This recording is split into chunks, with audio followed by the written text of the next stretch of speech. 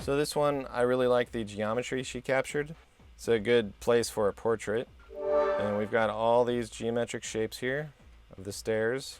It's got a nice figure-ground relationship. We've got a dark figure on a light background here. We keep following around. Now we've got a light figure. His light shirt has enough contrast against the dark background. That's called simultaneous contrast. And we keep running around. This area is darker than the wall, so that works. We've got a nice contrast there. And then this one's lighter than the background, so we've got nice contrast there. And then it follows around to his legs. So a nice figure-ground relationship. And these geometric shapes keep running along. This one actually almost creates a triangle right here. And then this one's a triangle. So nice triangular shapes. Now let me load this one up with the grid. Right here, it's locking in perfectly to this vertical. He's locking into the vertical. And then if we draw a line with the stairs, the edge of these stairs, we'll see that it's almost exactly to this sinister diagonal, which is cool. And then this one is a little bit more off, but it's almost paralleling this one. So that's how we can analyze these photos and our own photos to see if we're incorporating the diagonals correctly and all that. So this one, I like the surrealism of this one too. It's almost like another dolly with the abstract shaped cloud here in the sky and then these abstract rows in the ground. Nice figure-ground relationship with the white line against the dark background and then the dark cloud against the light background. We can also see that this movement is going from left to right, then it goes up. If we draw a dashed line, it's going to continue up here. So we've got a nice continued movement up to the cloud. Let's see how this one lines up. Okay, so this cloud looks like it's locking in perfectly to this reciprocal right here. And then we've got, let's see, we've got this line paralleling the Baroque diagonal. Okay, so that's that one. This one, can you tell which technique she's using? We covered it before. It's separated shapes. We've got figure-ground relationship, a dark figure on a light background. These two are connected. So some of these imperfections are good because it just tells us that it's not photoshopped or anything like that. It's not manipulated. And overlapping objects is not bad either, as long as they're not kissing. So when objects are kissing, the edges are meeting each other and you can't tell which one's in front of the other. So they're almost kissing, but it still works. Okay, so let me also have a little bit of aerial perspective, but not much. See how the distance is fading in contrast compared to these guys? Something you also might not notice is the repeating circular shapes here in the ice. So all these circular shapes must be fishermen. So that also adds a nice pattern effect to it. So a lot of these photographers, especially Magnum photographers, they learn from master paintings. And a great way to create artwork, actual art pieces out of your photography is to learn from master paintings and emulate some of the techniques that they use, like these patterns and surrealism and things like that. So let me put the grid on here. We definitely can't see any diagonals, but we're just going to analyze it to see the placement of these subjects. This dark area in the grass, it's up on the upper horizontal line. And I like how she uses minimal negative space, just enough to describe this area up here and bring attention to this area, but not overwhelming us with useless negative space up here.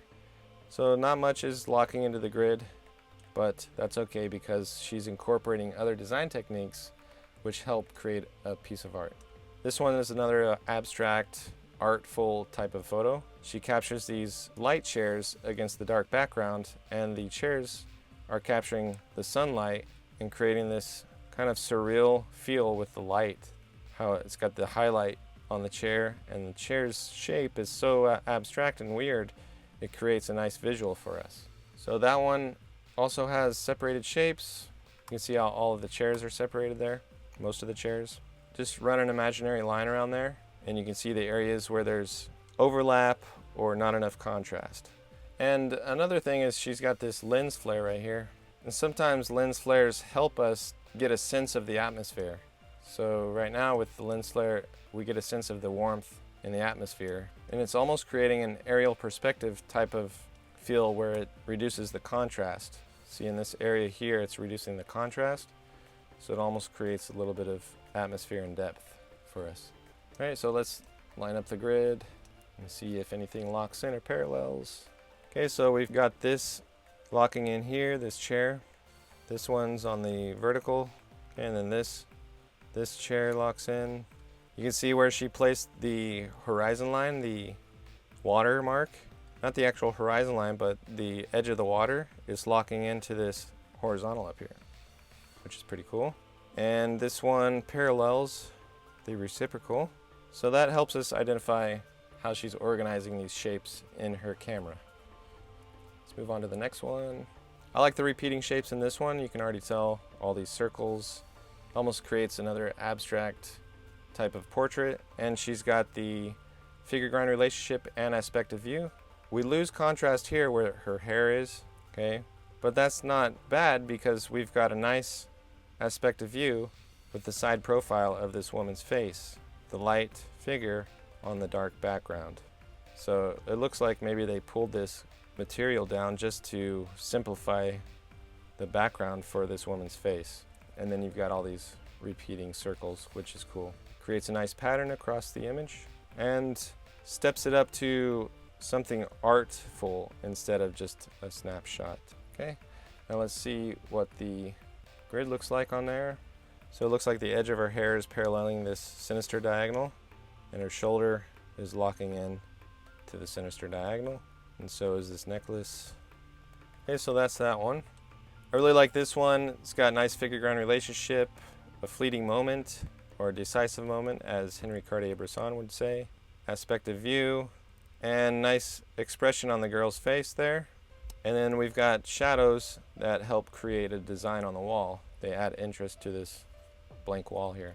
So let me throw the grid on there and we can see if anything locks in. We've got this upper horizontal locking into the wall.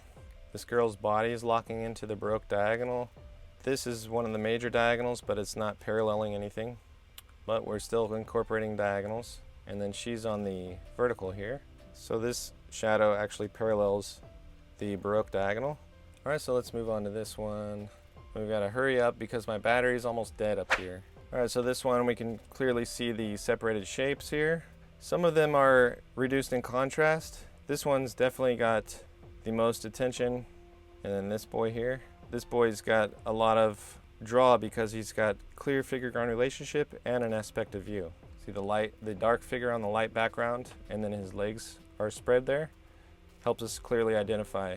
She's capturing multiple design techniques. Figure-ground relationship, separated shapes, a fleeting moment here with the boy. Both boys' legs are not even touching the ground. The ball's in the air. The pants show a sense of movement. This boy's arms are spread.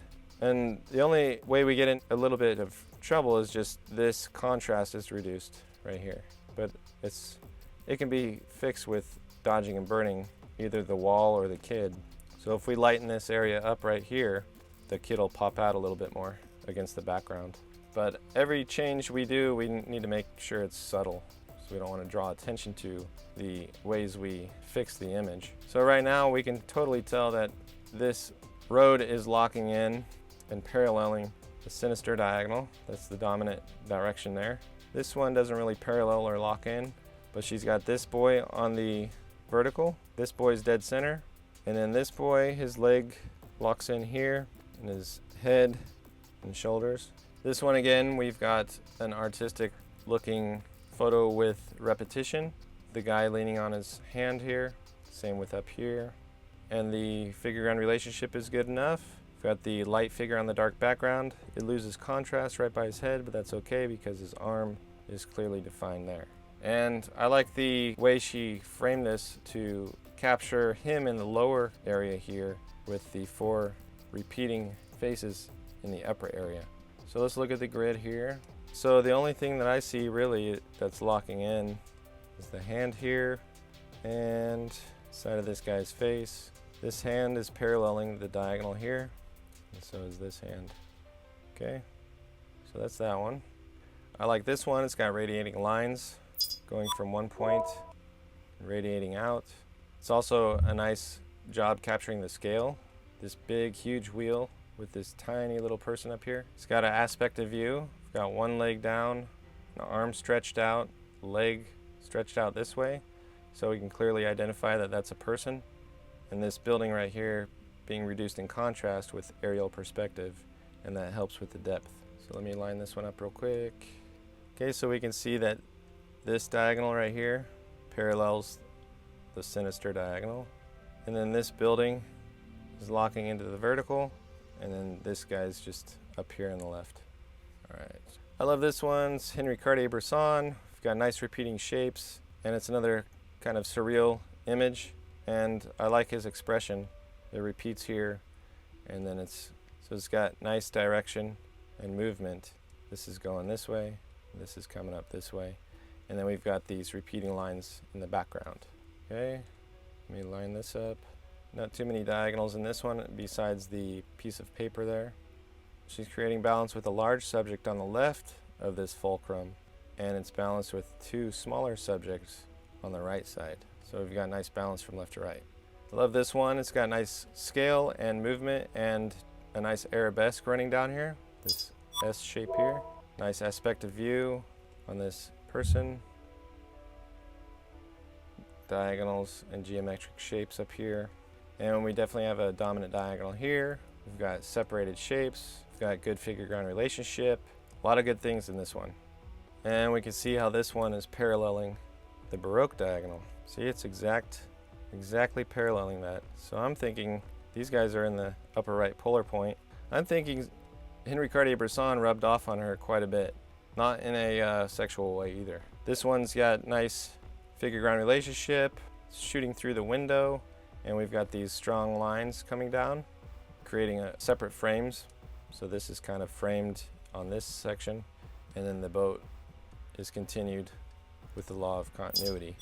So let me line this one up. Here, dominant diagonals locking in. His head kind of locks into this vertical, and then the lower horizontal is locking into this boat right here. We've got one more.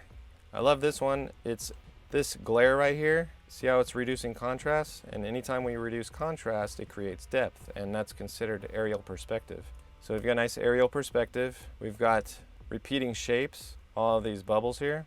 And we've got nice gazing direction. So he's looking this way, and then this guy's looking towards us in this way. So we've got nice gazing direction and movement, and it's kind of surreal with the aerial perspective and the glare.